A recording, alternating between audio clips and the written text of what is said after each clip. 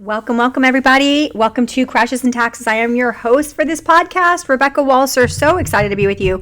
And for those of you that are not listening to me during your daily workout, that you're part of your routine is to listen to Crashes and Taxes on Thursday, we are and do video record this while I am in my office doing the Crashes and Taxes. So if you're interested in seeing the video, go back and get the video version, and you can join me right here for our weekly chat inside of the Office Walser Wealth.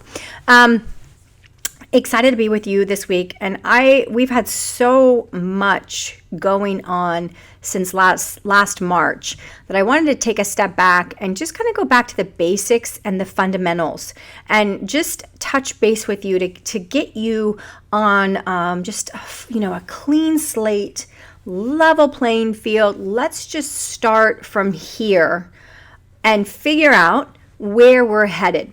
So I thought, what we would talk about today are really the three basic areas that probably four. We'll talk about four basic areas that you need to have considered if you really want to have a full financial plan. And when I say full, I mean 360 degrees all the way around. It is a complete and full financial plan. So let's go over these four basic areas on this Crashes and Taxes today.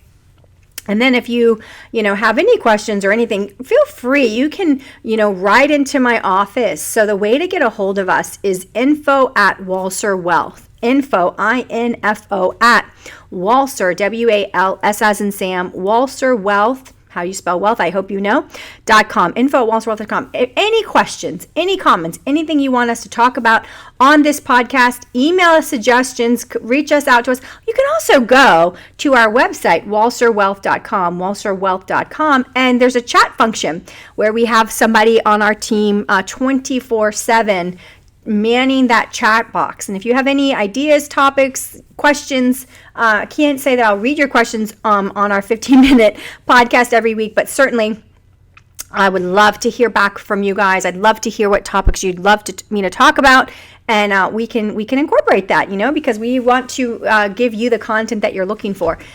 So let's just talk about a person. We're born, we live, we accumulate, we earn, we accumulate, and then we die. This is pretty simple, right? This is pretty much the status of life. And what happens there are people that are really good at earning, but they really are bad at accumulating. So, you can earn all the money in the world and spend it all and be poor and broke at the end. That's not a good planner, right? So that's not good. We also have people that are great and diligent at planning, but they don't make anything. And they're wondering, how am I ever going to get ahead? How am I ever going to get the lifestyle that I want? That is a problem I definitely cannot help you with, because I don't know how to help you use your gifts that you've been blessed with to earn a living.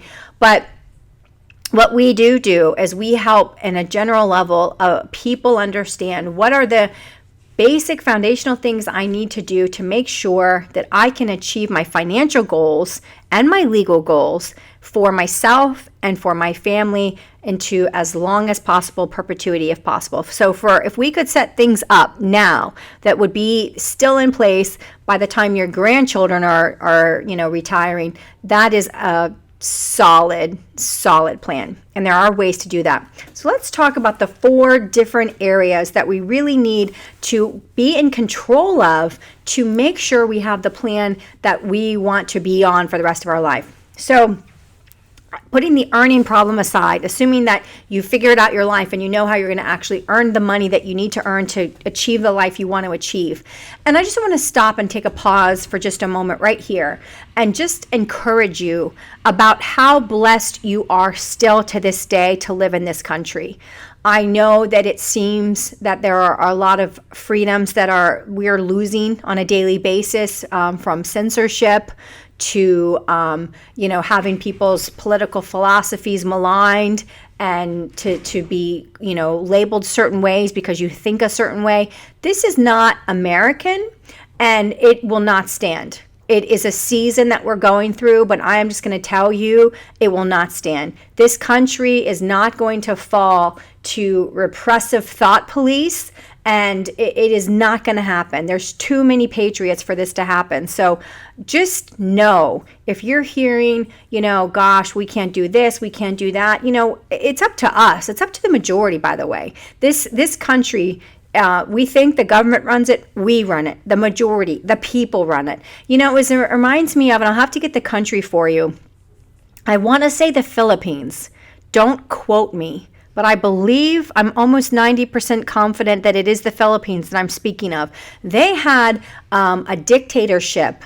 I'm not sure it's the Philippines, so I'm going to put an asterisk in there. But let's just assume for the sake of this example, and I'll get you next time the actual country.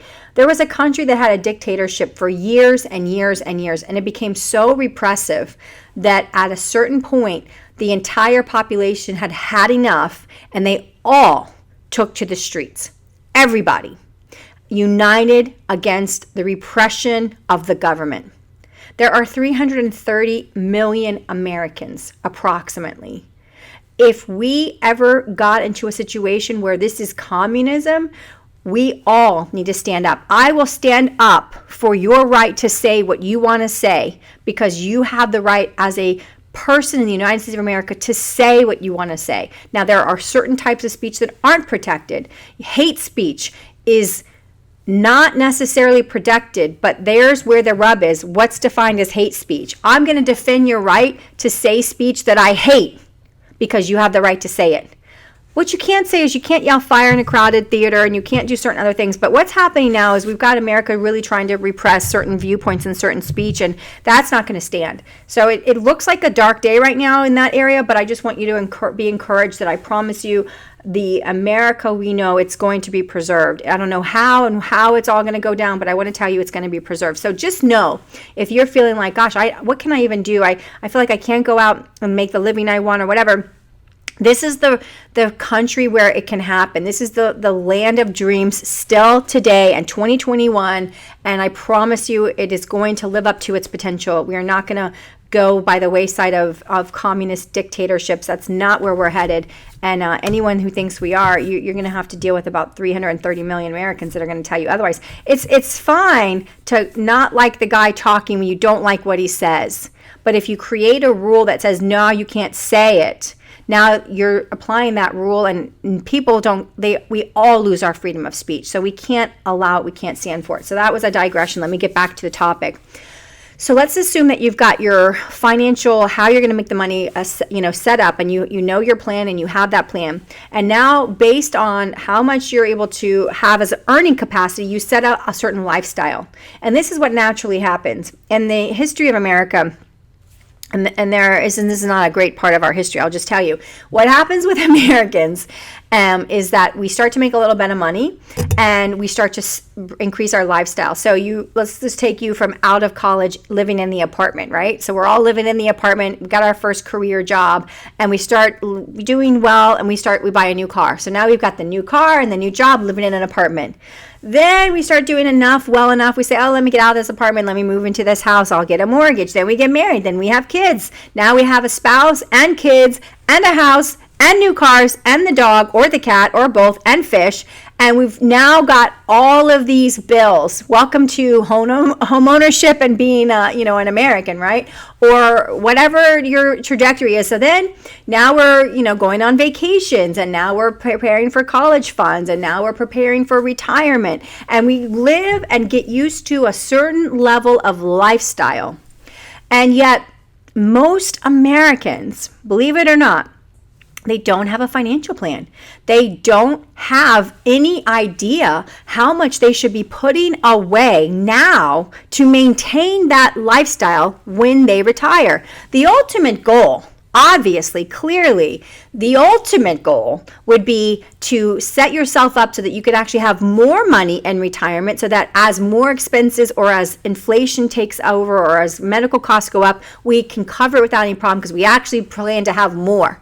That's not how we work. In America, what people do is they spend so much. They love to spend, and we're not so much a nation of savers. We have a systemic national savings crisis. Okay, the savings gap in this country, and the savings gap is defined as the difference between what we should have saved to maintain lifestyle versus what we do have saved to maintain lifestyle. The savings gap is some $20 trillion now. Our whole entire federal debt, as I speak to you, is just under 29 trillion. So our savings gap of 20 trillion should just tell you there's a lot of people that are going to live a lifestyle way up here, and when they retire, they're going to be at the poverty level. They're going to be on Social Security only and just above the poverty level. And that is a huge problem. If you understand anything that's going to be going on with Social Security, to put all your eggs in the Social Security basket is a huge mistake.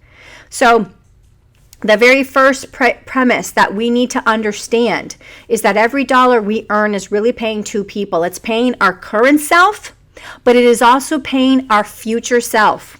And if our current self gets too many of those dollars, we're living really high on the hog so that we can live down low in the fog when we retire. And that's not what we want.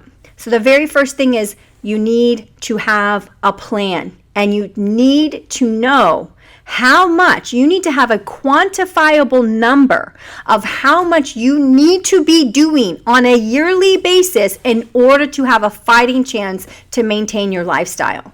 So many people come into my office every week, and I always reverse engineer all of my planning. So I always ask, I say, what amount of income after taxes being the key to STAR, do we need on a yearly basis to maintain lifestyle? And I have to tell you, it's actually a surprise when someone knows the exact number. It's very rare.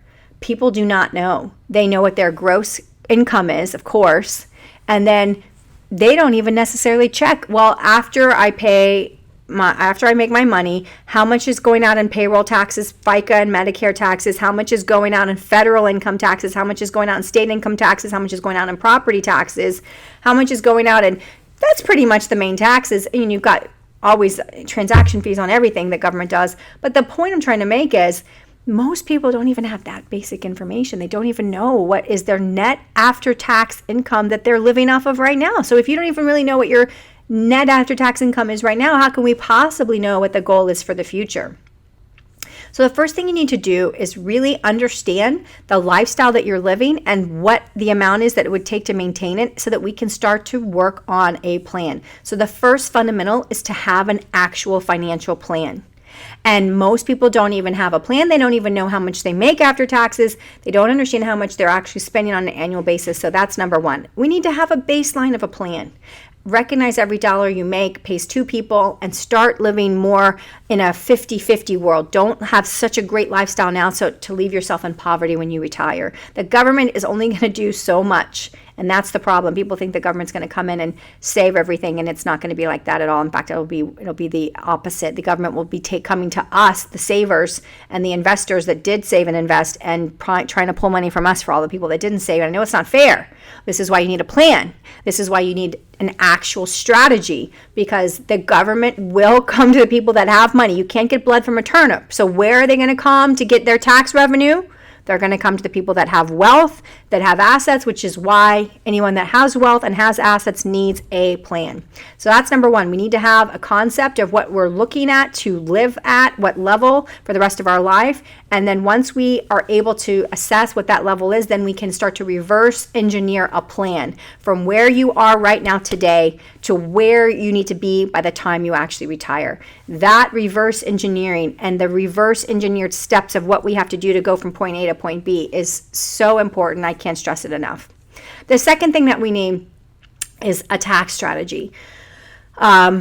I personally work with my clients on all of the tax changes that are coming and that I see coming in the next 20 years. So we really have a long-term trajectory in mind, and even the next 40 years.